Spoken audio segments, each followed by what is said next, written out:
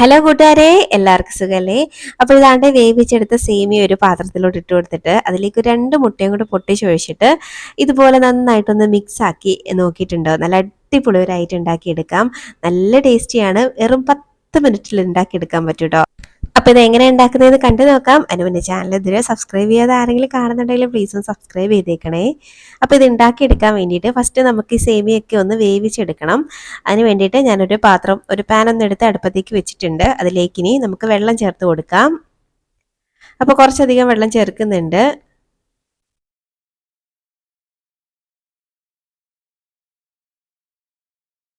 അപ്പോൾ വെള്ളം ചേർത്തിട്ട് ഇനി ഇതിലേക്ക് കുറച്ച് ഉപ്പും കൂടെ ഞാൻ ചേർത്ത് കൊടുക്കുന്നുണ്ട്. ഇനി ഇതൊന്ന് തിളച്ച് വരട്ടെ, അതുവരെ ഒന്ന് വെയിറ്റ് ചെയ്യാം. ഇപ്പോൾ ദാണ്ടെ ഒന്ന് തിളച്ച് തുടങ്ങിയിട്ടുണ്ട്. ഈ ഒരു സമയം ഞാൻ ഇതിലേക്ക് 1 കപ്പ് സേമിയ ചേർത്ത് കൊടുക്കുന്നുണ്ട്. ഇതിനി വറുക്കാനൊന്നും നിൽക്കുന്നില്ല, ഓൾറെഡി വറുത്തതായതുകൊണ്ടാണ്. അപ്പം വറുക്കാത്ത സേമിയ ആണെങ്കിൽ ജസ്റ്റ് ഒന്ന് വറുത്തിട്ട് ഇതുപോലെ വേവിച്ചെടുത്താൽ മതി. അപ്പോൾ ദാണ്ടെ ഇതുപോലെ ഒന്ന് മിക്സാക്കി നമുക്കിതൊരു 10 മിനിറ്റ് പോലും തികച്ച് വേണ്ട, അതിന് മുന്നേ ഇത് വെന്ത് കിട്ടുവേ. അപ്പോൾ നമുക്കൊന്ന് വേവിച്ചെടുക്കാം. ഇപ്പോൾ ദാണ്ട ഒരു 8 മിനിറ്റ് ആയിട്ടേ ഉള്ളൂ. ദാണ്ട സേമിയൊക്കെ ഒന്ന് വെന്ത് കിട്ടിയിട്ടുണ്ട്.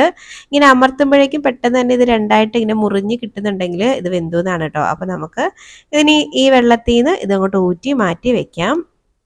അപ്പോൾ ഞാനിതൊന്ന് ഊറ്റിക്കൊണ്ട് വരാവേ. അപ്പോൾ അതാണ്ട് ഒന്ന് ഊറ്റി എടുത്തിട്ടുണ്ട്. ഇനി അതൊരു പാത്രത്തിലോട്ട്, അതേ പാത്രത്തിൽ തന്നെയാണ് ഞാനൊന്ന് ചേർത്ത് കൊടുക്കുന്നത്. ഇനി അതിലേക്ക് ഒരു 2 മുട്ട ഞാൻ പൊട്ടിച്ചൊഴിക്കുന്നുണ്ട്. 2 3 മുട്ടയൊക്കെ എടുക്കാം, ഞാനിവിടെ 2 എടുക്കുന്നുള്ളൂ. അപ്പോൾ 2 അങ്ങോട്ട് പൊട്ടിച്ചൊഴിക്കുന്നുണ്ട്.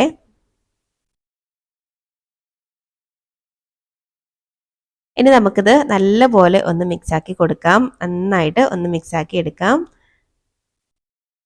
സേമിയ വെച്ച് പല രീതിയിൽ നമ്മൾ ഓരോ ബ്രേക്ക്ഫാസ്റ്റ് ഒക്കെ ഉണ്ടാക്കിയിട്ടുണ്ടാവും. പക്ഷേ ഈ രീതിക്ക് ഒന്ന് ഉണ്ടാക്കി നോക്കൂ, നല്ല ടേസ്റ്റാണ് കേട്ടോ. അപ്പോൾ ദാണ്ടെ ഇതുപോലെ നന്നായിട്ട് ഒന്ന് മിക്സാക്കി എടുക്കാം.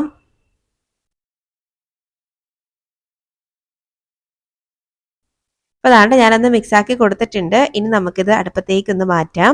ഇനി നമുക്ക് കുറച്ച് സംഭവങ്ങളൊക്കെ ചെയ്യാനുണ്ട്. അപ്പോൾ ഇത് അടുപ്പത്തേക്ക് മാറ്റി കുറച്ച് ഒരു 2 മിനിറ്റ് ഒന്ന് വെയിറ്റ് ചെയ്തിട്ട് നമുക്കൊന്ന് മിക്സാക്കി കൊടുക്കാം. മുട്ടയൊക്കെ ചെറുതായിട്ട് ഒന്ന് വെന്ത് വരട്ടെ. പാനൊക്കെ ഒന്ന് ചൂടായി ചെറുതായിട്ടൊന്ന് വെന്ത് വരുമ്പോഴേക്കും നമുക്കിതുപോലെ മിക്സാക്കി ഈ സേമിയും മുട്ടയൊക്കെ, അതായത് സേമി ഇങ്ങനെ കുഴഞ്ഞിരിക്കുവാണല്ലോ, അപ്പോൾ മുട്ടയൊക്കെ നല്ലപോലെ വെന്ത് വരുമ്പോഴേക്കും ഇതങ്ങനെ വിട്ട് കിട്ടാൻ തുടങ്ങും. അപ്പം നോൺ സ്റ്റിക്ക് ആണെങ്കിൽ നിങ്ങൾക്ക് ഇതിൽ എണ്ണ ഒന്നും ചേർക്കേണ്ടി വരില്ല, അല്ലാതെ തന്നെ ഇത് വെന്ത് കിട്ടും. ഇപ്പോൾ ഇത് നോൺ സ്റ്റിക്കിൻ്റെ പാനൊന്നും അല്ലാത്തതുകൊണ്ട് ഞാൻ സൈഡിലോട്ട് മാറ്റി ഒരല്പം എണ്ണയും കൂടെ ഇതിലേക്ക് ചേർത്ത് കൊടുക്കുന്നുണ്ട്. അല്ലെങ്കിൽ പാനിലൊക്കെ ഒട്ടിപ്പിടിച്ച് ഒരു വൃത്തികെട്ട ഇതാവും. അപ്പോഴേ ഞാനൊരല്പം എണ്ണ ചേർത്തിട്ട് വീണ്ടും ഒന്നും കൂടെ മിക്സാക്കി ഇത് നല്ലപോലെ വേവിച്ചെടുക്കുകയാണ്. അപ്പോൾ മുട്ട വെന്ത് വരുന്നതിനനുസരിച്ച് ഈ സേമിയൊക്കെ നല്ലപോലെ വിട്ട് സെപ്പറേറ്റ് ആയിട്ട് കിട്ടും കേട്ടോ. ഇപ്പോൾ ദാണ്ട കണ്ടോ, മുട്ടയൊക്കെ വെന്തിട്ടുണ്ട്.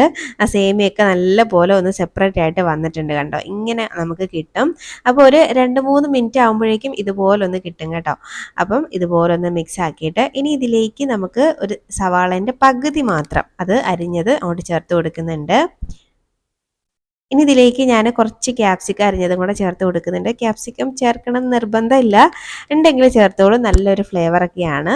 വേണമെങ്കിൽ നിങ്ങൾക്ക് തക്കാളിയൊക്കെ ചേർക്കാം കേട്ടോ. അപ്പോൾ ഞാനിതിലേക്ക് തക്കാളി ഒന്നും ചേർക്കുന്നില്ല. പിന്നെ വെജിറ്റബിൾസ് വേണമെങ്കിൽ ഇഷ്ടമുള്ള വെജിറ്റബിൾസ് ഒക്കെ ചേർക്കാം. ക്യാരറ്റ് ഒക്കെ നമുക്ക് ചേർത്ത് കൊടുക്കാം, പച്ചപ്പട്ടാണിയൊക്കെ ചേർത്ത് കൊടുക്കാൻ വേണമെങ്കിൽ. പക്ഷെ ഞാനിപ്പോൾ അതൊന്നും ചേർക്കുന്നില്ല. ഇത് എല്ലാം കൂടെ വീണ്ടും ഒന്നും കൂടെ മിക്സാക്കി എടുക്കുകയാണ്. അപ്പോൾ അതാണ്ട് ഇതുപോലെ നന്നായിട്ട് ഒന്ന് മിക്സാക്കി എടുക്കാം. സവാളയൊക്കെ ഒന്ന് വാടി ഒന്ന് വെന്ത് വരണേ. അപ്പോൾ ഇനി നമുക്ക് ഇതിലേക്ക് കുറച്ച് പൊടികൾ, വളരെ കുറച്ച് മാത്രമേ ചേർക്കുന്നുള്ളൂ, പൊടികൾ ചേർത്ത് കൊടുക്കാം. ഒരു 1/4 ടീസ്പൂണൊക്കെ മഞ്ഞൾപ്പൊടി ആദ്യം ഒന്ന് ചേർത്ത് കൊടുക്കുന്നുണ്ട്. പിന്നെ ഇതിലേക്ക് 1 ടീസ്പൂൺ മാത്രം മുളക് പൊടി ചേർത്ത് കൊടുക്കുന്നുണ്ട്. അതും കാശ്മീരി ചില്ലിയാണ് കേട്ടോ ചേർക്കുന്നത്. ഇനി 1 ടീസ്പൂൺ ചിക്കൻ മസാല ചേർത്ത് കൊടുക്കുന്നുണ്ട്. പിന്നെ ആവശ്യത്തിനുള്ള ഉപ്പ് അതും കൂടെ ചേർത്തിട്ട് നല്ലപോലെ ഒന്നും കൂടെ മിക്സ് ആക്കി എടുക്കുക. ആ പൊടികളുടെയൊക്കെ പച്ചമണമൊക്കെ ഒന്ന് മാറി പൊടികളൊക്കെ ഇതിലേക്ക് നന്നായിട്ട് പിടിച്ച് ഒന്ന് എല്ലാം കൂടെ ഒന്ന് യോജിച്ച് വരണം. അതുവരെ ഒന്ന് മിക്സ് ആക്കി കൊടുക്കാം.